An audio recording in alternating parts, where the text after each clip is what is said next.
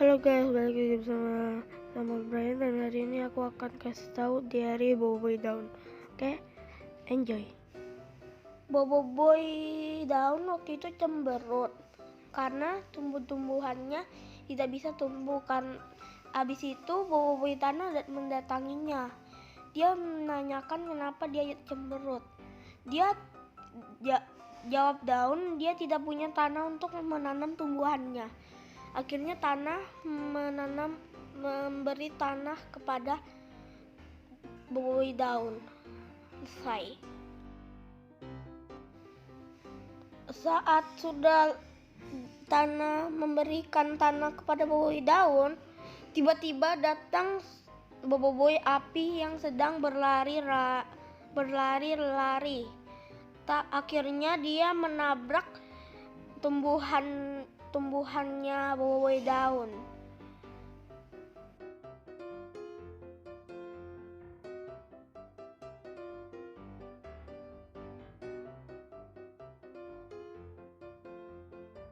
Dengan wajah tak bersalah, Boboiboy Api itu akhirnya meminta maaf kepada Boboiboy Daun yang sedang menangis-nangis karena tanamannya hancur.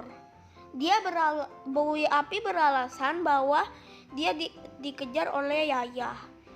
Akhirnya di situ Yaya dan Ying datang. Yaya bilang tidak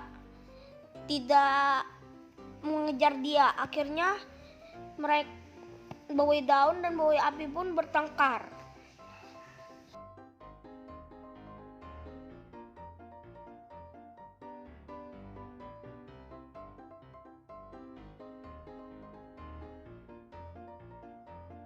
Boboiboy Daun menjaga tumbuh-tumbuhannya supaya tidak ditabrak lagi oleh Boboiboy Api. Akhirnya dia pun kelelahan dan tertidur lelap. Tiba-tiba datang Boboiboy Angin melihat kasihan Boboiboy Daun. Akhirnya didatangilah dia. Lalu sekitar berapa saat Boboiboy Api pun datang dengan wajah yang lelah. Akhirnya mereka pun tidur bersama-sama.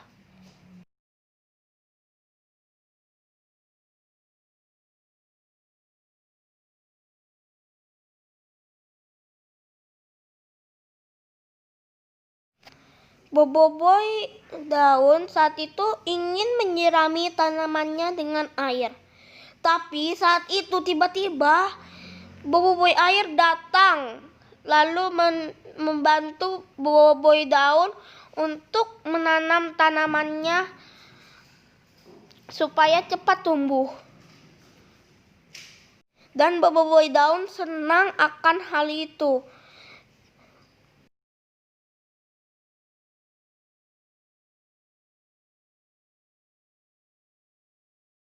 Akhirnya tumbuhan Boboiboy Daun bertumbuh besar hingga mekar.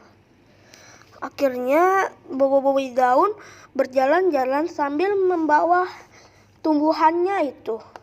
Selang berapa waktu, tiba-tiba ada Boboiboy Petir. Boboiboy Daun menyampari Boboiboy Petir, mengasih lihat tumbuhannya itu. Dan Boboiboy Petir pun dia suka oleh tumbuhannya itu. Dan akhirnya Boboiboy Daun pun senang.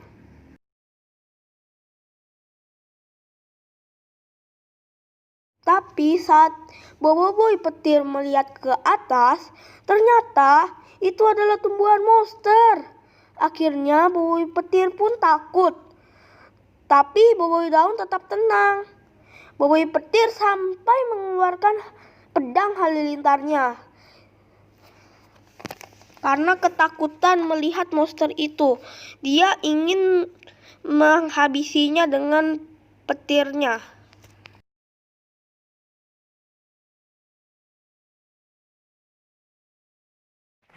Saat itu Boboiboy Daun sedang berjalan-jalan. Tiba-tiba bertemu dengan Boboiboy Air yang sedang tidur.